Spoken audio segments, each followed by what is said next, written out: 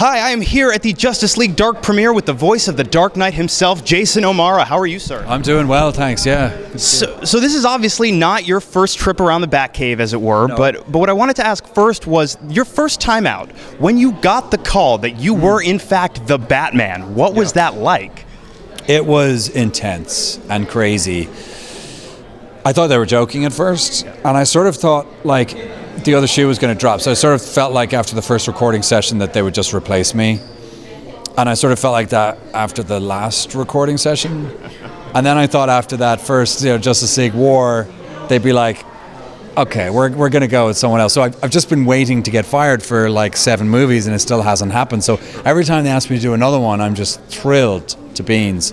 And also the fact that, there have been so many. Like I don't think there's been a voice actor who's done as many animated movies. So the irony is I didn't think I would hang around at all, and I've probably hung around too long already. I disagree. I think you're doing a bang-up job, sir. Thank you. But so was this universe something that you were a fan of before you became part of it? Oh yeah. I mean, I was a comic fan as a kid, more of a weekly comics guy, like as opposed to like graphic novels.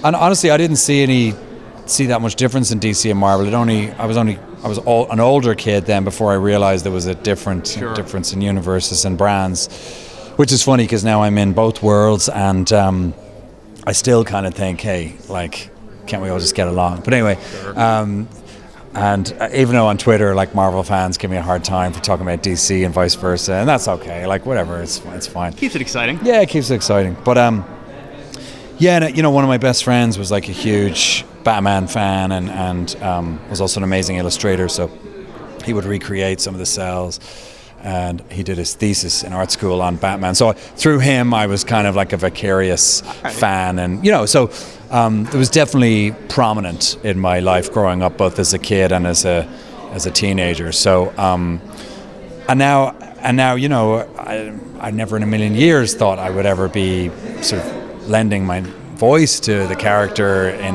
an actual DC production. So it's the kind of thing you would do in your basement at home, when you're a kid. But so yeah, it's just been a amazing journey, really, and I want to keep doing more, hopefully. And I really like it in this movie where Batman looks front and center on the poster, but really he's facilitating this group, so right? I wanted to ask, a very different type of team than he's normally saving the world with. Yeah. So how does that dynamic play? Well, Dark is already in the titles, and it's R-rated, so we know it's going to be pretty grim. But that, in a funny way, that gives Batman a lot of license to go the other way. And I don't think Batman's ever been funnier than he is in this movie. Like all these kind of glib and sarcastic remarks about all this crazy stuff that's going on.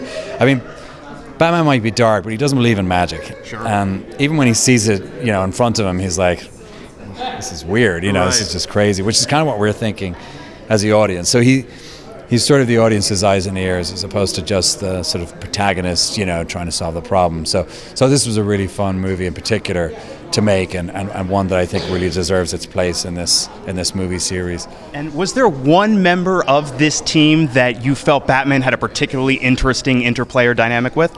Oh, sure. I mean, look, I think they should continue plumbing the depths of the Batman John Constantine relationship, because they're way more similar than I think the other gives credit. They're both kind of loners. They both have dark pasts in one way or another, and they're both really headstrong, and there's some ego involved, and I think they're almost too alike to be able to get along. I think ultimately, Batman sort of lets him get on with it, realizes he's hired the right man for the right job, but I don't think they'll ever be buddies. Sure. Sure. But I think they should, because of that, they should be together more often. I'd watch a sitcom based around those two. Exactly, yeah. So you have a foot in both worlds, as it were, DC and Marvel, two of the biggest fandoms that there are. What are you, Jason O'Mara, a fan of? What gets you to nerd out? Oh, well, I mean, I'm a huge Star Wars fan. So pretty much anything Star Wars. I am quite movie centric with my fandom, so I tend to like be more about the actual movies than about the expanded universe. But you know, I'm reading like Catalyst, the Rogue One prequel right now, which I'm really enjoying. So yeah, I totally nerd out about Star Wars, but I still have nerd outs with Marvel and DC stuff. It still gets me excited. Yeah, and you get to be part of the magic. Yeah, and I have to pinch myself and go, you know, because it's the kind of thing your whole life you kind of go, God, I wish I was a part of that, and you go, wait, I am a part of that. I am a part of that. This is awesome. So you know, it's just important to be grateful and keep realizing that it's a very privileged and honored position to be in. Well, cool. All right, one last question for you. Yeah. In a world where every old movie, show, everything's getting a revival of sorts, any chance we see life on Mars make a return? Are we ready? It's like, it's been 8 years. 8 years, I suppose. You never know. I mean, in a sense, it was a revival in itself, right? Because it was a remake of the British show. I don't know. I'd like to think so because I had such a great time on it. But I get people every day asking me about, a second season of Terra Nova, but they don't seem to ask me as much about life on Mars. So who knows? But I know some people would be really happy with that. If you got the call, though. Oh, yeah, sign me up.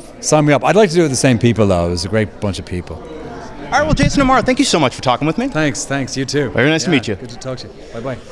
That was Jason O'Mara, the voice of Batman at the Justice League Dark premiere.